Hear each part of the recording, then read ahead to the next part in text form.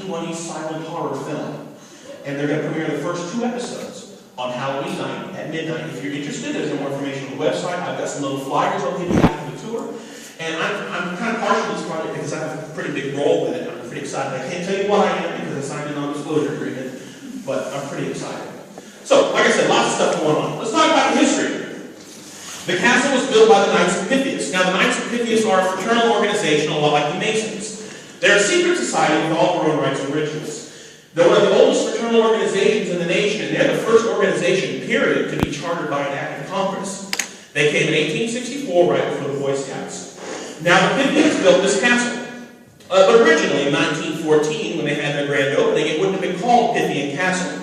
It would have been called the Grand Lodge of Missouri, or as the front of the building still states, the Missouri Pythian Home. You see, it was built to house the widows, orphans, and elderly of the Pythian order.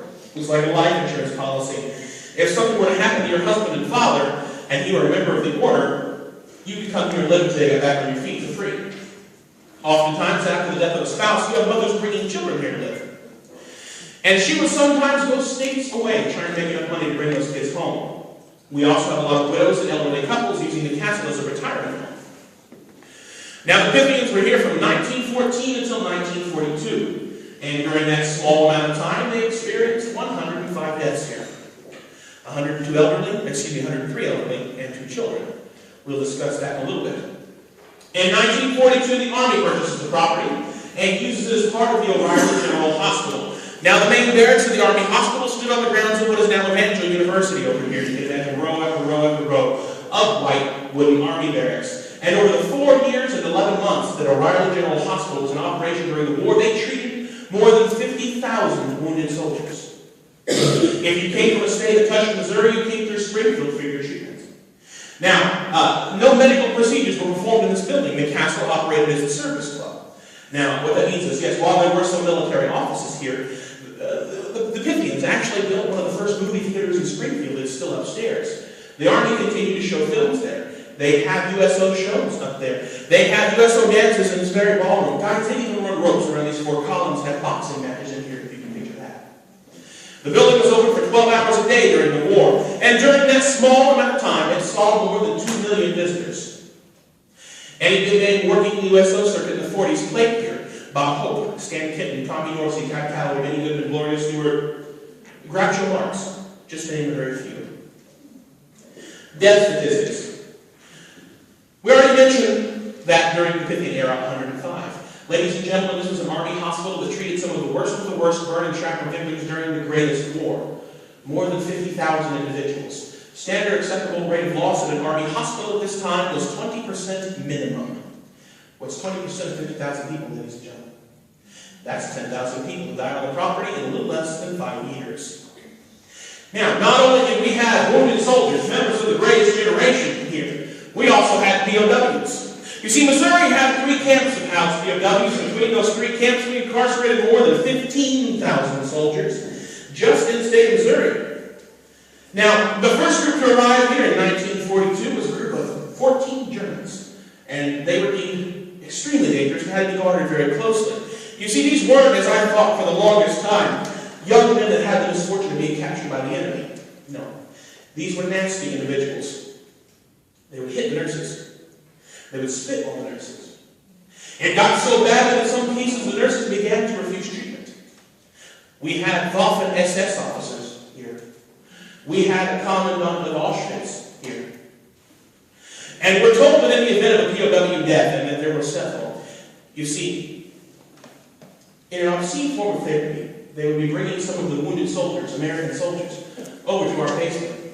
And they would be allowed to take their aggressions out on those POWs. And in the event of death, those bodies would be left downstairs in the steam tunnel to be taken away at night. Now, the steam tunnel is still there. It connects the castle to a building on the back of the property that originally housed the boiler. And that's how they heated the building. When the Army came in, they removed that boiler, held prisoners of war over there, and in our basement. You'll all have an opportunity to go into the steam tunnel tonight. I'm not going. I hate that thing, and I'll tell you why after you come out. Yeah. I used to tell people before, but I was turning them off from going in there. I have had so many people on this tour, and I've given this tour to over 20,000 people so But I've met so many people on this tour claiming to be sensitive or a medium. Now, to be honest, I don't disbelieve anyone. I listen to everyone with the same ear. But I'll tell you this, it's the ones that pull you aside and speak in hushed tones, or maybe wait for everybody to go home and don't make a show of it. Those are the ones that give you goosebumps or make the hair stand up on your arms. Those are the ones I put a little more stock in. October 2011, I had a lady do just that. She waited until the tour was over, pulled me aside and said, listen, I detected 2 distinct German entities in the basement. I said, okay. She said, the first one is in the steam tunnel, and that there are several layers to his emotions. There's pain, there's sorrow and remorse, there's confusion, there's anger, and there's crippling fear at being trapped here. The second one, she tells us, is in the dungeon. And I've stopped her there because I've led hundreds, maybe thousands of EVP sessions in that room. And other than a few iffy ones, and ladies and gentlemen, if you go home and Google Pythian Castle EVPs, you're going to come up with a bunch of responses. I'll play you 3 EVPs from previous tours when we get up to the theater. And other than a few iffy EVPs, I've never heard anything clearly triggered. She said, well, that's easy enough to answer. You're not asking in German.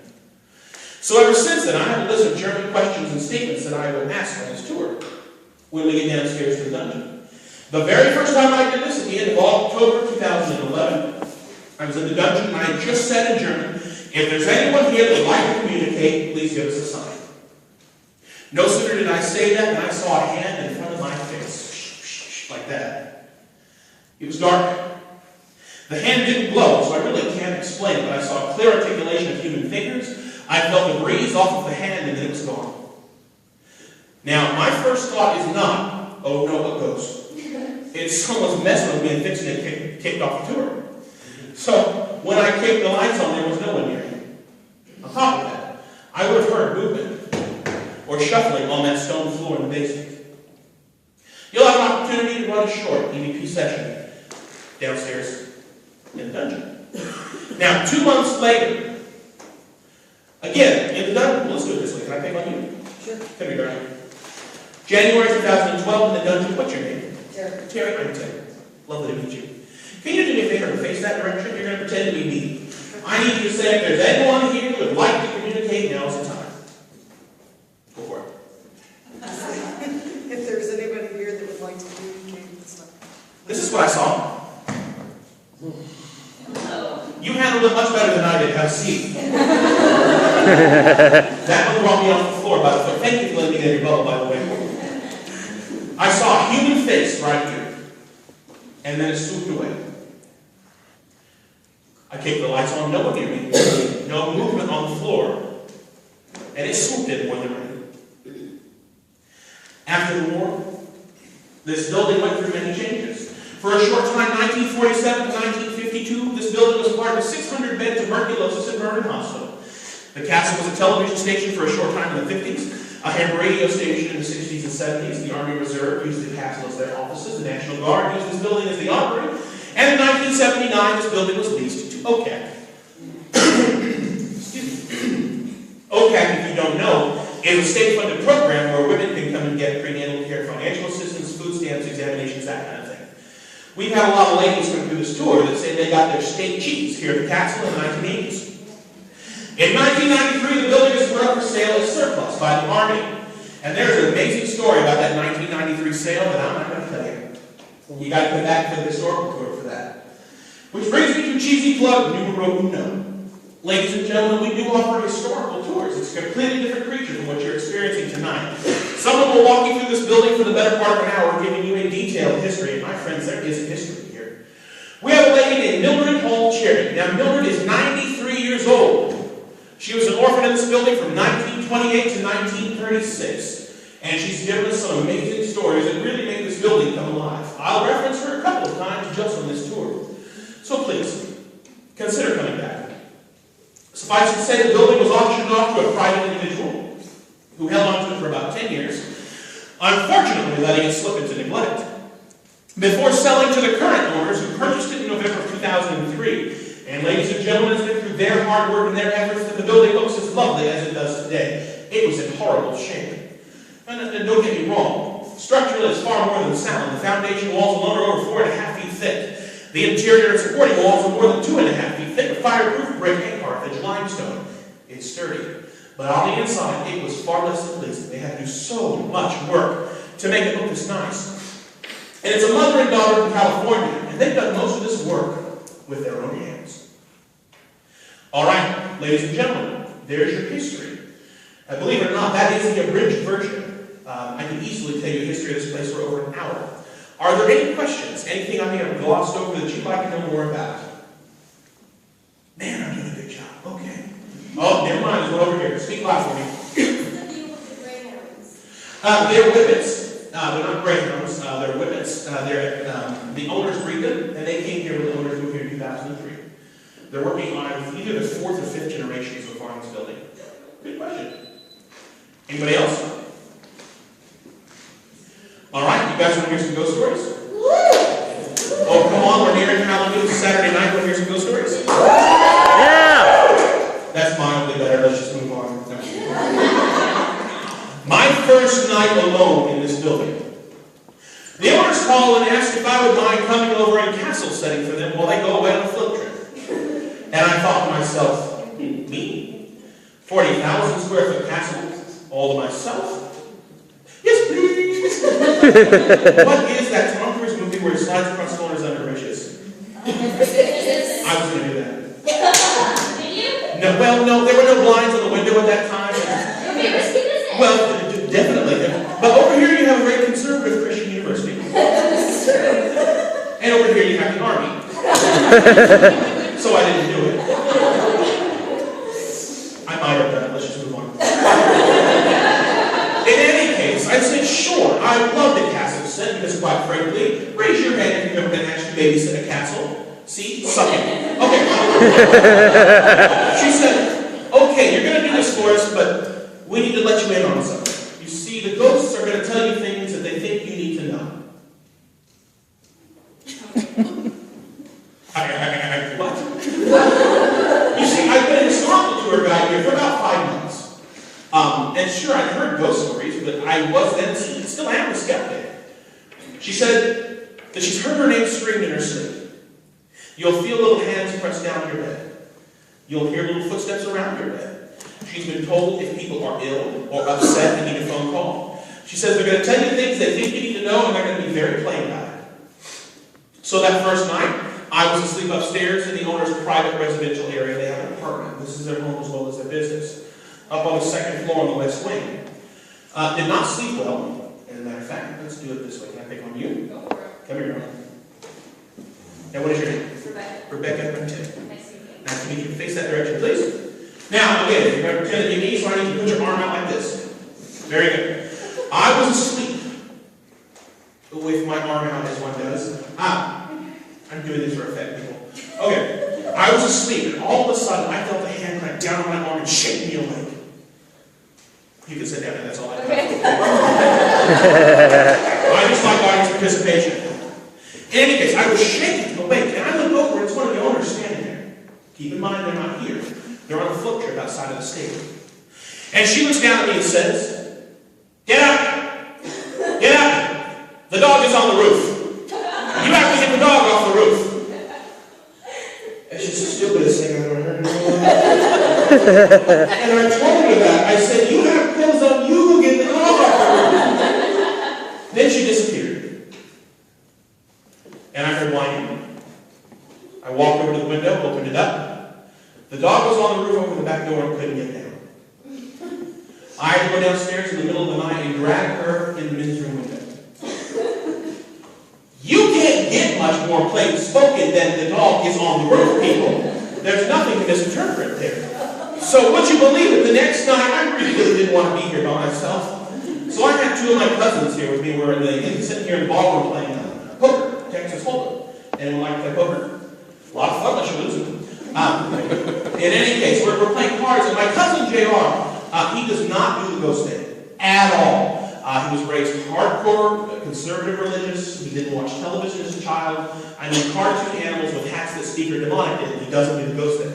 I took him with me to New Orleans once, and I had to buy this poor kid a whole bag of cigars just to get him to take the historical tour of the French Quarter because it happened to go through a cemetery. Have I laid this picture out here? He doesn't do the ghost thing. He works at the same catering company that I do. It's our day job. And we used to cater a bunch of parties here. But he would never leave that back room, ever. Scared to death. Likewise, the whole first year that I came to this place, I was scared to death. I wouldn't talk to anyone. I would literally pull the van up to the back door, throw the food in, and drive away. The owners thought I had some kind of severe social problem because I wouldn't even talk to them. And anyone knows me knows that to me a stranger is just a friend you haven't met, unless you're at Walmart. But in any case, it was the better part of a year before I would even speak to them. Okay, so I've got my cousin JR with my other cousin in this room. We're playing cards.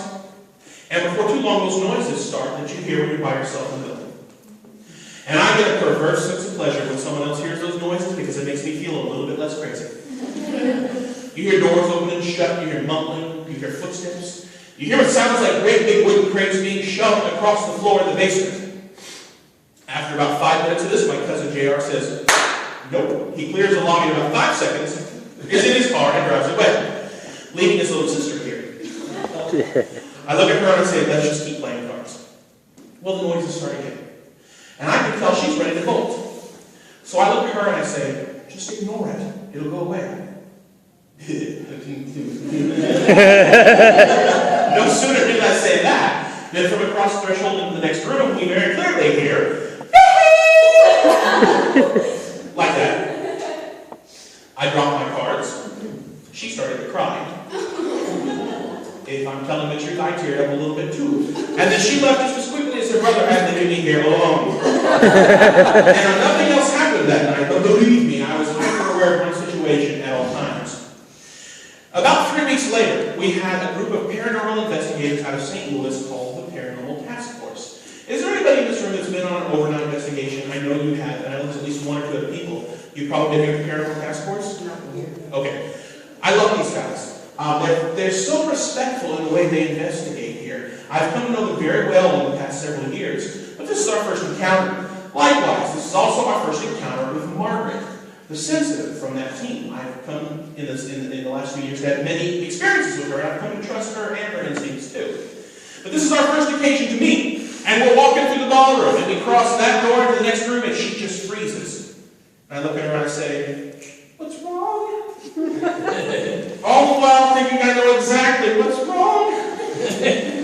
She says, there's a little boy here, and she motions in this direction. And he's looking at you. And he just wants to play a game, and no one will play with him. Now, ladies and gentlemen, in my mind, I shoot back to about 3 weeks earlier when we're in here playing the game. And those noises start, and I just say, ignore it. It'll go away. There have been 4 other people that do not know that story that have heard that exact sound in this building at different times. Jeff. The owners hadn't been here too long before people would come up to them in the public and they would see things like, have you met Jeff? Have you had any experiences with Jeff? Have you heard from Jeff lately? And they're thinking, who is Jeff? Is this a former disgruntled employee of that neighborhood? What's going on? No, Jeff is an entity people have been having experiences with for decades. A lot of them during the OCAC era, which again is 1979 to 1993. My first experience with Jeff was August 2007. The owners called and asked if I could come over and give a group of people a ghost tour. I said, you want me to do what? I've been a historical tour guide here for a while. She said, you've heard the stories. They just want you to come over here and walk into the building in the dark and tell them ghost stories. Number 1. The last thing I want to do is walk through this big old scary building in the dark telling people ghost stories. I'm a big chicken. Number 2, I really needed the money, so I came over here and walked these people through this big old I get over here, and it's supposed to be a Sweet 16 party, and I use that term very loosely. They have black tablecloths on these tables with black candles. There's a black birthday cake in the next room with a tombstone on it. It was a morbid affair, to say the least. This little girl wanted a haunted birthday and a haunted castle, and my friends, that's exactly what they got. You see, they've done their research. They knew all about Jeff. I did not. Apparently, there are a lot of stories about him on the internet. So we get downstairs to the dungeon areas, the POW cell areas, and they decide to start haunting Jeff. You've seen it on those ghost shows. I don't like it. First of all, I got to work here. Please don't stir that kind of stuff up. So we get down there and they start yelling, "Come on now, give us a sign!" Blah, blah, blah, like that, aggressive and belligerent. And I start getting a queasy feeling. The hair stands up on my arms. I get goosebumps. The air closes in around me. I can hear my heartbeat in my head, and it's saying, "Get out, get out, get out, get out, get out."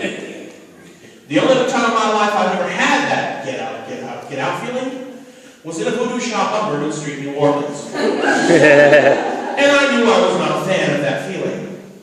So I looked at these guys and I said, "Come on guys, stop. Stop, stop, stop, stop it!" I mean, finger came out and everything. And I thought, oh my, where did that come from? That is hardly an effective way to handle customer service. Well, they stopped and we continued on with the tours. We got into the dungeon and they started doing it again. Now, had I been the only person to witness this, I'd have thought I was going crazy. But all of a sudden, like someone flipping a switch, all their cameras went dead at the same time. Digital, 35 millimeter, even their disposable cameras refused to flash. I said, "Okay, there's your sign. Don't do that again, let's go upstairs." Jeff, the owners have an autistic grandson/nephew. Now, I don't know a lot about autistic children, but from what I do understand, often they don't communicate very much if at all. And this young man is certainly one of those children who does not speak. He loves the castle, was here visiting with his father one day. He wandered off on his own. They discovered him seated on the floor of the theater, directly above our heads, carrying on a grand and detailed conversation with somebody who wasn't there. When they asked him, "Who are you talking to?" this young man, who almost never utters a single word, looked at them very plainly and said, "Jeff." The castle was featured in a Sci-Fi Channel documentary called Children of the Grave. Anybody catch that? It's on the Sci-Fi Channel all the time at Halloween. Apparently there is a streaming service that Amazon does. It's on Netflix. It's been the #1 rental on that thing for like 5 months. It's frightening. It's very scary. In one scene from that film, and again, it's a documentary about haunted orphanages. And in one scene, Tamara, the owner, is talking to the the filmmakers. And she's telling them the ghost stories. And she forgets to mention Jeff. And she says, "Oh yeah, there's one more I forgot to tell you about." The filmmaker says, "Okay, what's his name?" She says his name is, but before she can get it out, all of their motion detectors in proximity alarms go off. When they run that tape back, they caught an EVP. Is there anyone in this room that does not know what EVP means? Don't be shy, it's okay if you don't, it happens on occasion. We'll only make fun of you for about the rest of the tour. Thank you for being honest.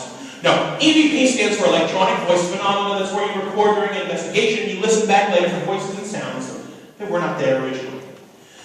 At the moment she says his name is, you very clearly hear, "You bastards!" That. While I can see how that might seem malevolent, I do have a theory.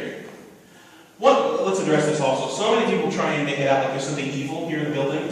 First of all, I am the biggest chicken you will ever meet in your life. If I thought for a second there was something malevolent in this building, you'd never see me around here again. Ever, ever, ever. I'm quite protective of what we might have here. I feel that it's all very benevolent. Now, there's a difference between malevolent and grumpy and territorial. There's a difference. A big difference.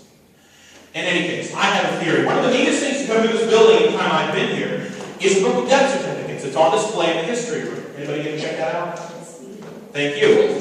You'd be surprised what you learn about somebody, but I'm keeping my eye on you. Don't move. I fear attack from the rear. One of the owners thought it would be funny one night. We had the EVP session downstairs in the basement. And I would block the door to catch people to try and bolt in the dark. She thought it would be funny to come up behind me and run her fingers down my back. Nope, I almost steamrolled that woman. So you stay where you're at.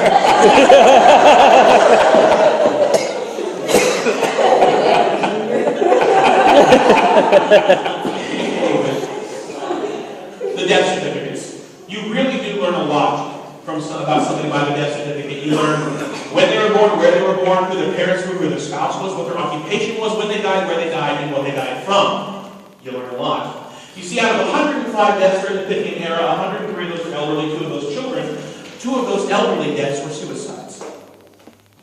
Now, ladies and gentlemen, I like to give you history, I like to give you ghost stories, I like to make you laugh a little bit, but I'm stepping outside of what I normally do here. When I talk about this, please know that I would never, in a million years, make light of, sensationalize, or exploit any situation that resulted in someone's death. I am stating facts. January 26th, upstairs in one of the married dormitory rooms, January 26, 1940, an elderly gentleman took his own life with 22 long rifles to the head. That was the primary cause of death on his death certificate. The secondary or contributing factor, you see, the coroner went to length to make sure everybody knew this, was the fact that he had severe throat and lip cancer. He didn't feel like he could take the pain anymore. And to be completely honest, anyone that's ever had someone near them, or if they've been touched by cancer, you could probably understand. The coroner wanted to make sure everybody knew that. That man's name was Jess, Jess, Ray, R-E-Y. What if Jeff is actually Jess, and we've just been calling him the wrong name for the last 73, almost 74 years? Believe it or not, I have stories to back that up. Forgive me, I don't have time right now. If you want to see me after the tour, if you would like to email me or speak with me on Facebook, it's not like I'm trying to evade. This guy knows. I'll tell you any story you want to hear. Just for time's sake, we've got to move on. Our other suicide, his name was William Brinson.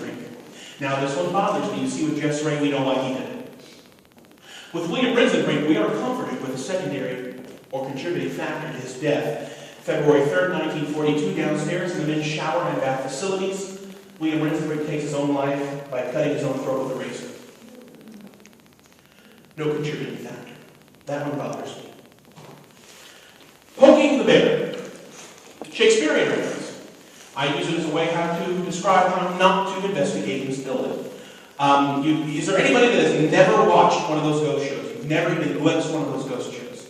We've all seen it. They come in screaming, hollering, carrying on.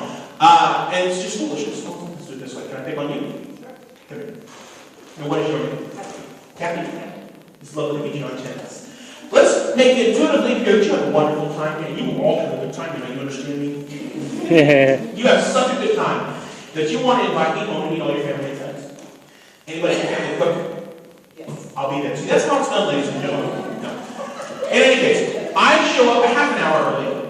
I don't knock. I kick the door in, find you wherever you're at in your home, get in your face and scream at the top of my lungs, you better get there and make me sandwiches and hot wings now. Would you invite me kindly to your home? The answer to that is no. Yeah, the cops will probably, every now and then I have to take a step back, because some people don't want you in their bubble. The cops will probably call my bubble be kicked across the county. Thank you for letting me in your bubble, I've seen. I actually used to get in people's faces and scream that. And they'd jump and people would laugh. But the last time I did that, I chose a lady, she's in her 80s, she's right by where you're at, right? About that tall. And I went to her and I said, they're making a sandwich. She didn't flinch. I said, man, that didn't scare you? She said, young man, I was a public school teacher for 56 years, you cannot fight with me.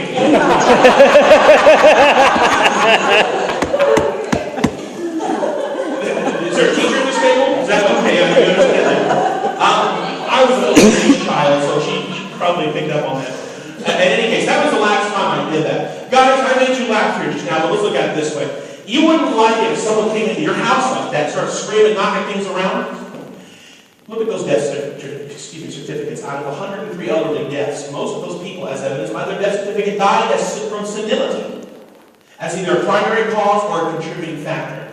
Whether that's Alzheimer's, dementia, or just being old and kooky and not having your wits about you. If there are people that are trapped here, or are confused or addled, and do not know that they're gone, you come in here screaming foolishness like that, that's like going into a nursing home and abusing the patients.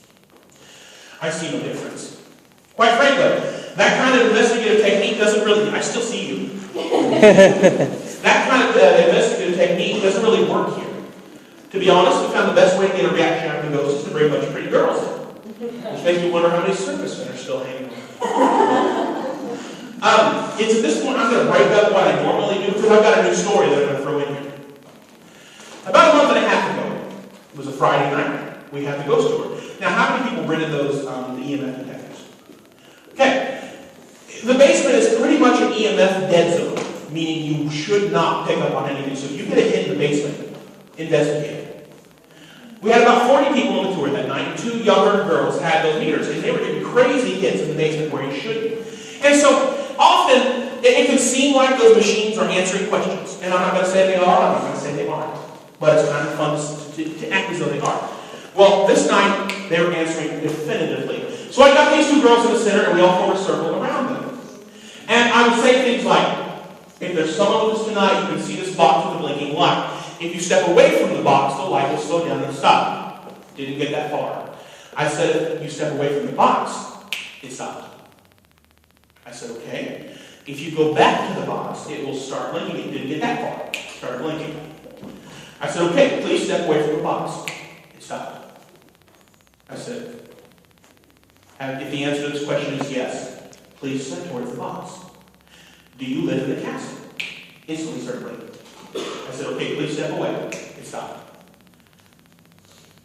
We asked several questions, but we eventually got around to, if the answer to this question is yes, please walk to the box.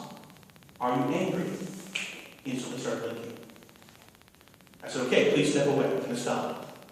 And the last question I asked was, if the answer is yes, please step to the box. Do you want us to leave? Immediately started blinking.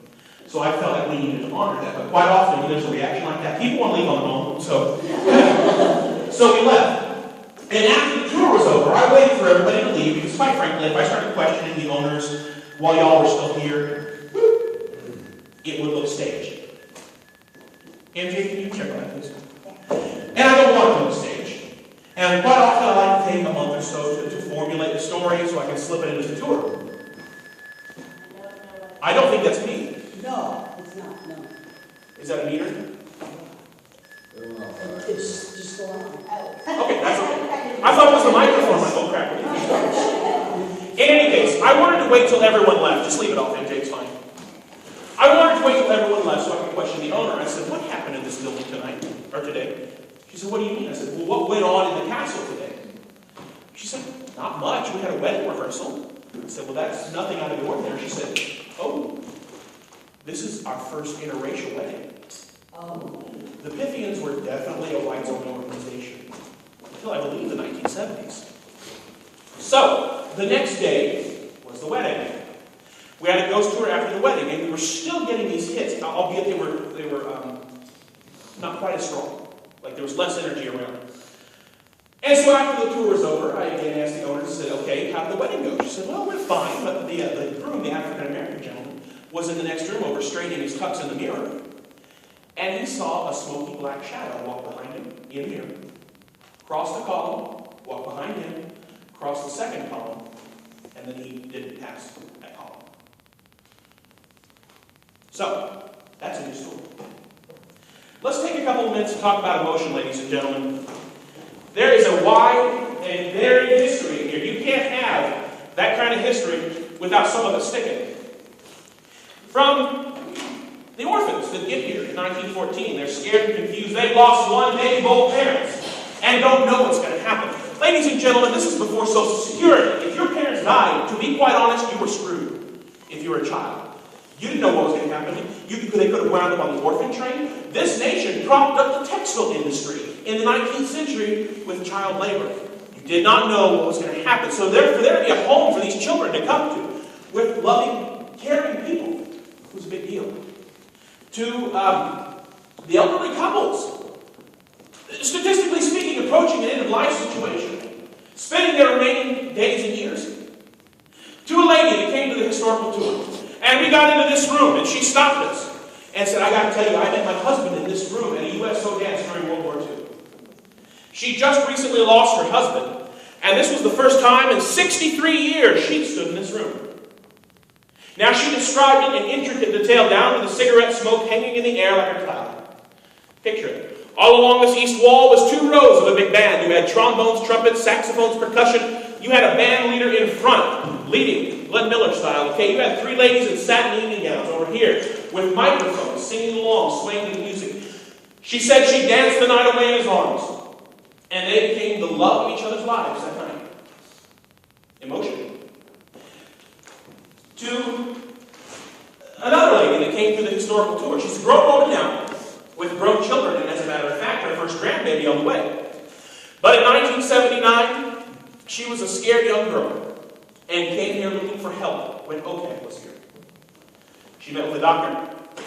They found out she was going to be a mom. Whew. Talk about emotion.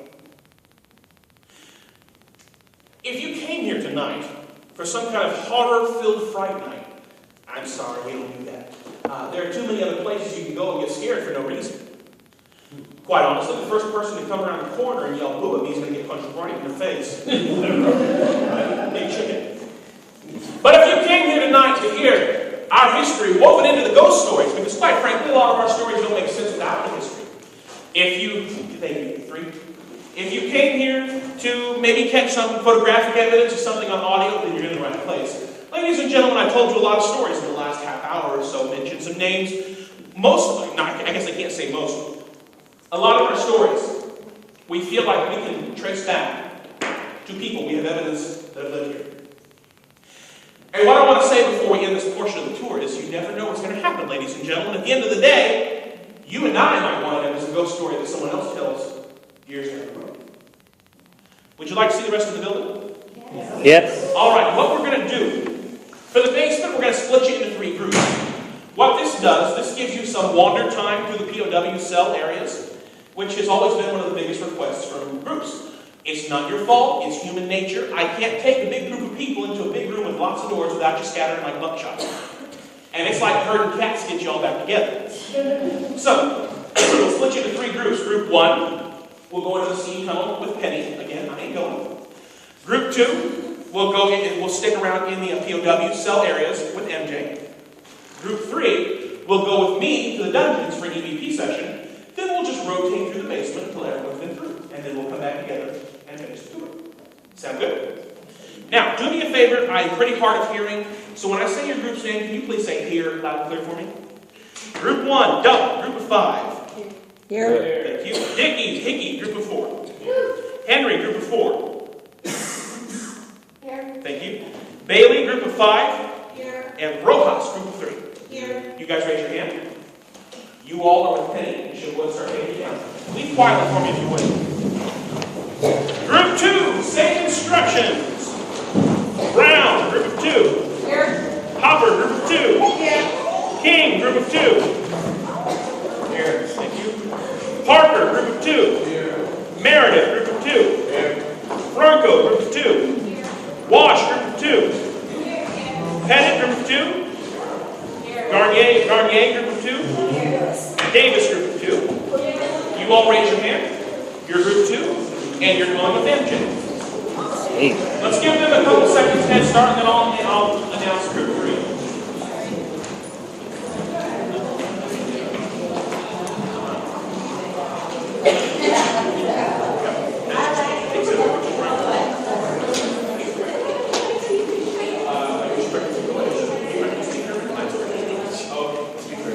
All right, group 3. Dickerson, group of 1. Yep. Snyder, group of 3. Tidy, group of 3. Tidy, group of 3. That's okay. That's okay. Welton, group of 3. Johnson, group of 6. Yep. Dalton, group of 1. Yep. And Dickens, group of 1. And Anderson, group of 2. Give them just a second, guys, and y'all are with me. So we'll give them just a second, so we don't bother them at the door. All right, let's go. Follow me.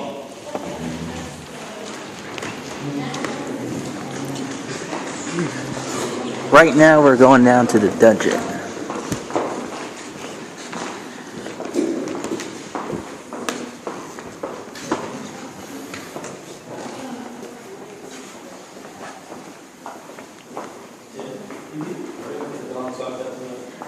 The dogs are actually gone. Are they? Yeah, camera left about an hour ago. They were big dogs.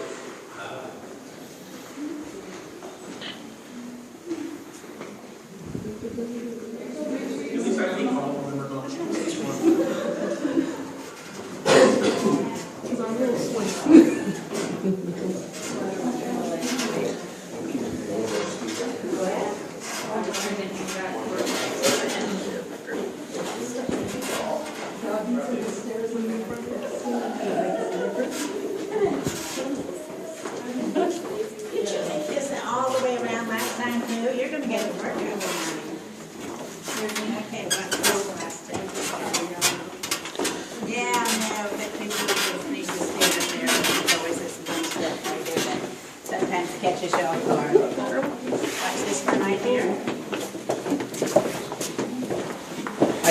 right here. All right. There's a step right there. You want behind it? Step. I want behind it three. There's three. Stand right up the middle.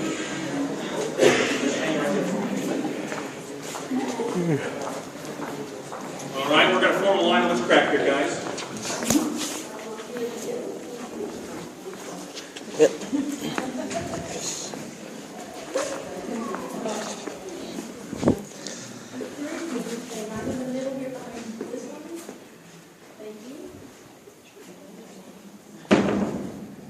Are we all here?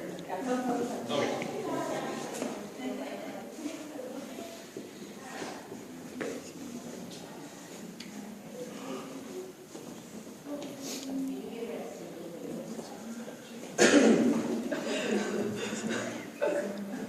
All right, welcome to the gymnasium.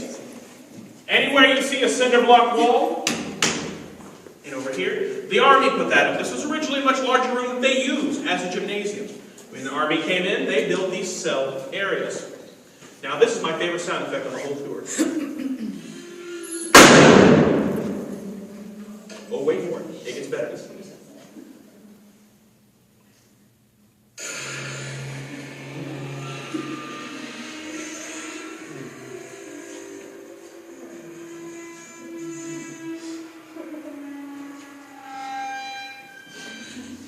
That is a bloody awful sound. All right, on my left, you see this wooden door? That was a cell for a Japanese POW. He was a cook. He was a trustee. I'm telling you this story so that NJ doesn't have to tell it 3 times.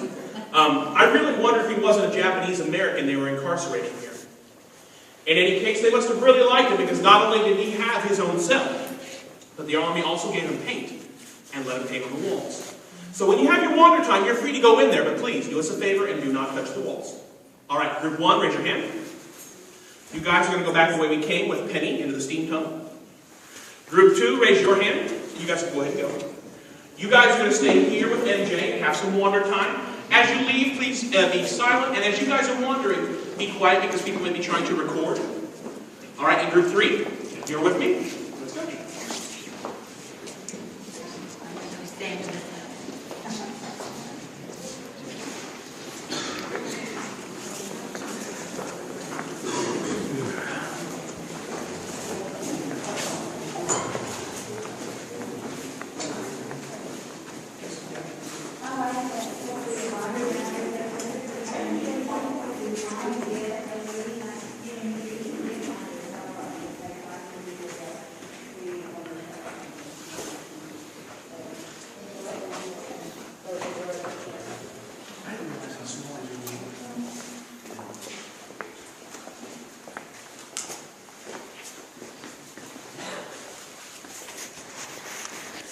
NJ, you going to hit that door for me? Thank you. Ladies and gentlemen, welcome to the men's dormitory. The single men and widowers lived in the basement. The girls were on the first floor, and the boys were on the second floor with the widows and elderly couples keeping them away from the girls.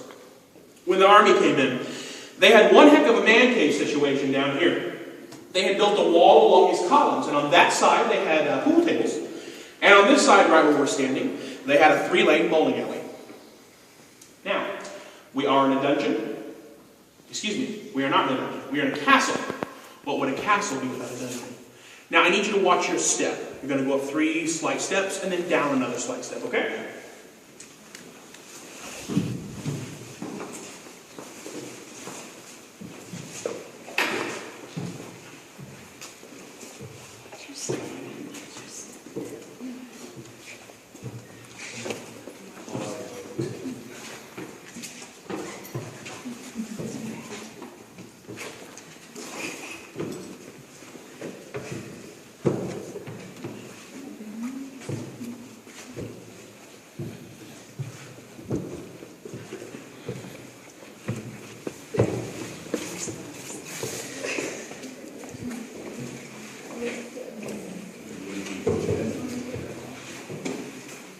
Another slight step here, man. There's a slight step.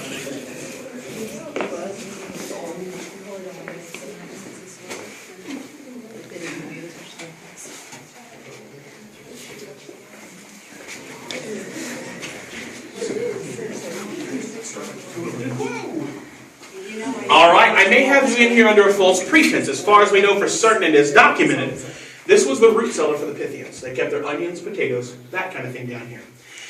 Having said that, we had a retired 4-star general come through the tour one day. He walked straight over to this wall and pointed out these little metal things that I'd never really noticed before. He says, I've seen this. This is exactly what would be here if you had people chained to the walls. Now, if we have a 4-star general with war experience telling us this, all the while knowing this was a military base that housed POWs during the Greatest War, and I checked, this is before the ratification of the 4th Geneva Convention, I'm liable to believe him. Now, this is where I kick the lights off. It's going to get dark if you're using your cell phone. Again, put a hand over that screen. I'll ask these questions and make these statements in German and in English. Then I'll invite you to ask questions. They certainly don't have to be addressed to the German entity we hear about. We also have stories of children, American soldiers, and a mentally disabled older gentleman from the Pythian era who comes to this room to get away from the people and the noise. And he likes to mess with women in that corner of the room, so good luck with that. Going dark in 3, 2, 1. We're in the basement of the Pythian Castle in the dungeon. It's late on a Saturday night. If you're here with us tonight and would like to make your presence known, please do so now.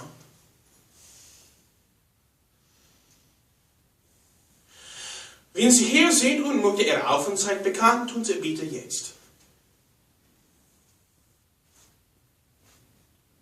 What is your name? Was ist denn? Why are you here? Warum bist du hier?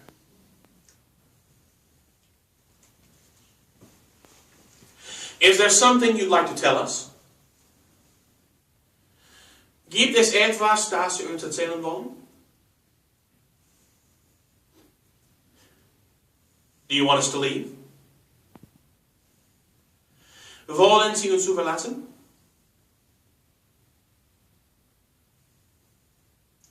All right. It's your turn. Don't be shy. I'll get you started. Is there a child in the room with us tonight? Is there a soldier? Name and rank, soldier. Go for it, guys.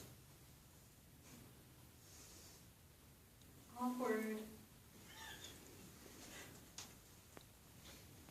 That's okay. We hear names like Ben and AJ, Jeff and Jess, Wilbur, Elmer, and Alfred. Does one of those names belong to you? Are you the little child that likes to play games?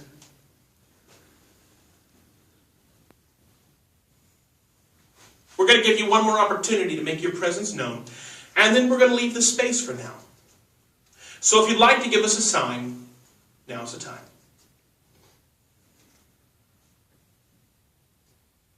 Okay, guys, you may want to shield your eyes. It's going to get bright. All right.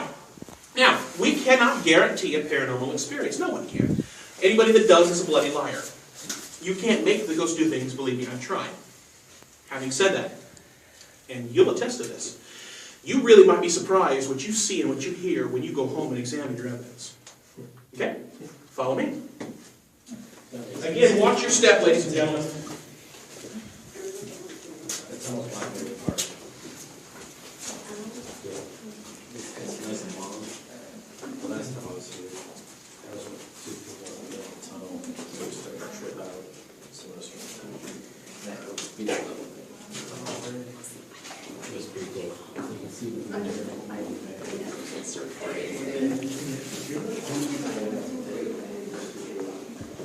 watch this and all of that. Liquid guy. They stay quick talking. The whole thing.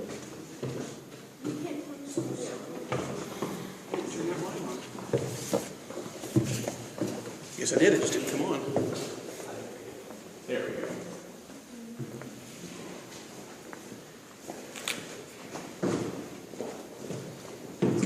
All right, ladies and gentlemen, in favor, when we exit this room, please take this side, the right side.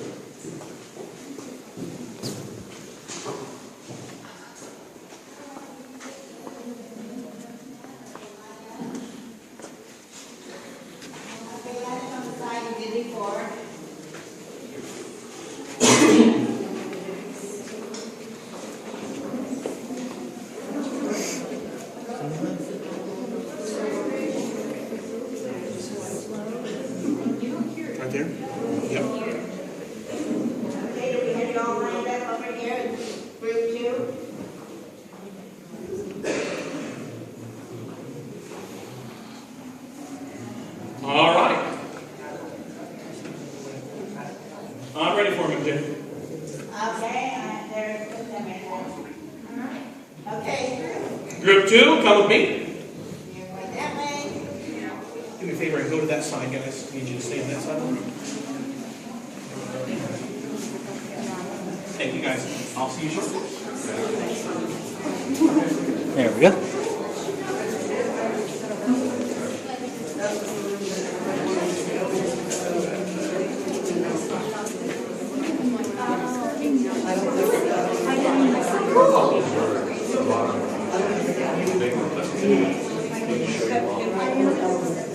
That was like.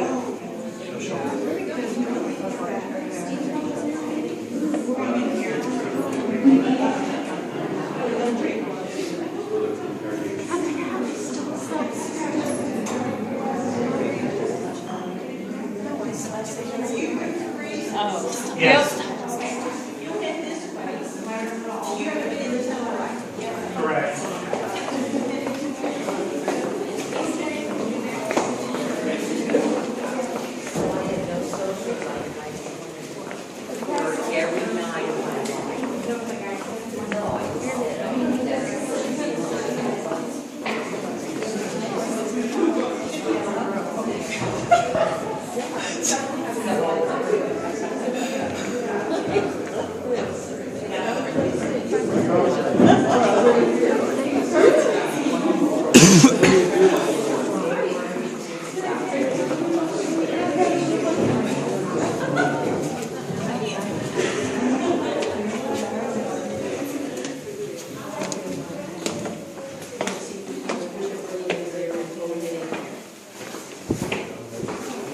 Everybody will scoot up a little closer and so we can get all the group in here.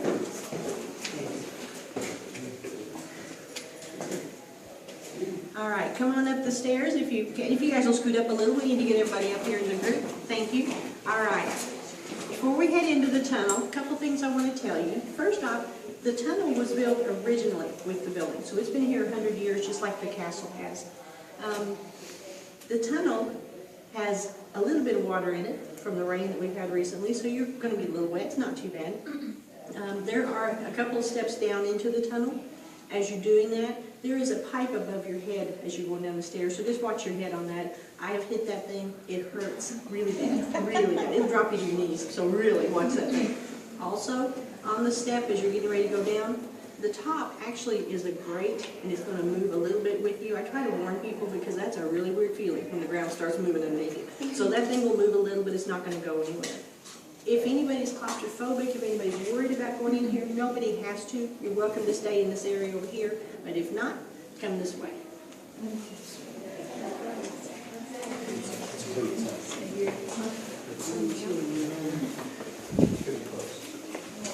It is.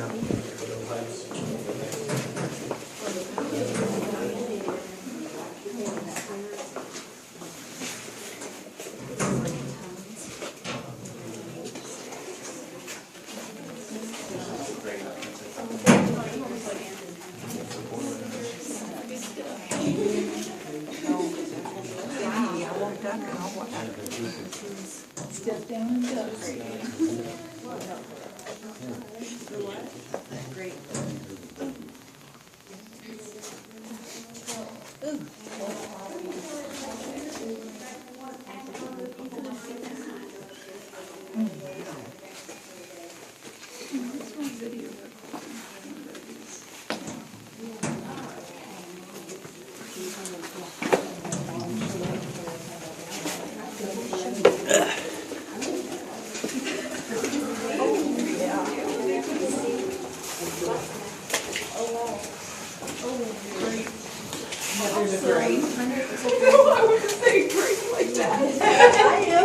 Hey, flashbacks to Marvel Caverns.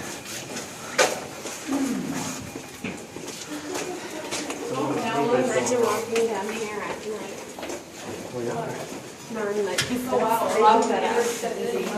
they were all standing there watching like they're waiting for me to fall.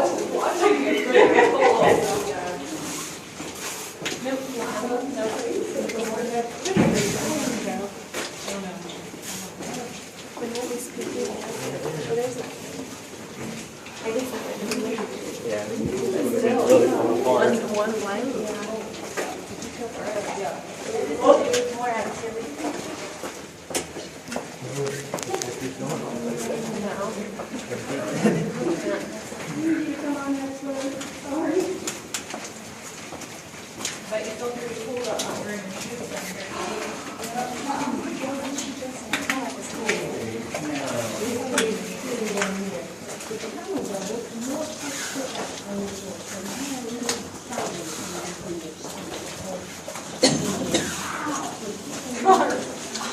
Yeah, it gets narrow, so you have to walk sideways.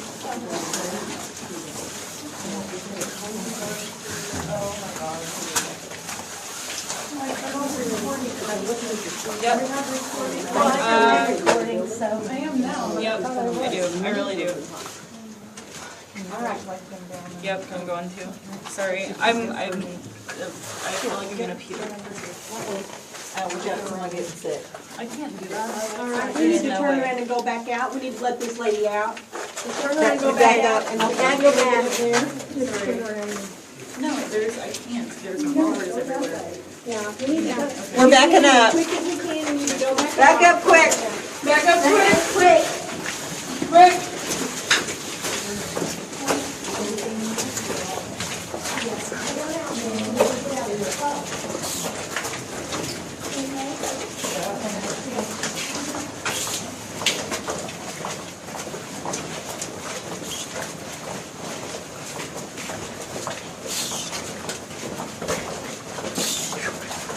Chilly.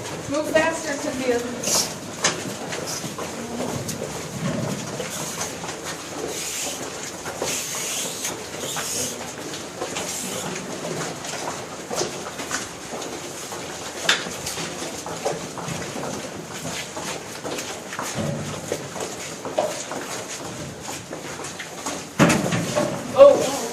Careful. We okay?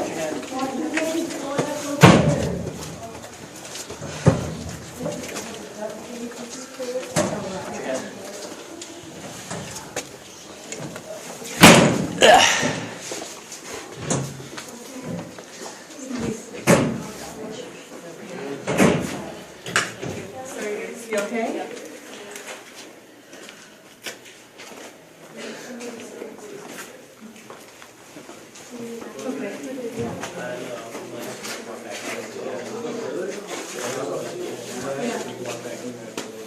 Yeah. Oh, no. No, Good. You sit over there.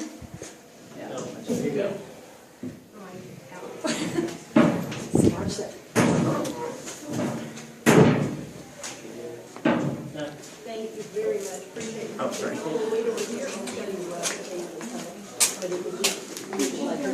Yeah, we didn't get to go all the way in. I'm sorry, well, if she gets sick, we gotta come out. We don't want anybody getting sick and going up in the tunnel, because none of us wanna do that. That tunnel, actually, we know, is there part of the group up there? Yeah. You guys wanna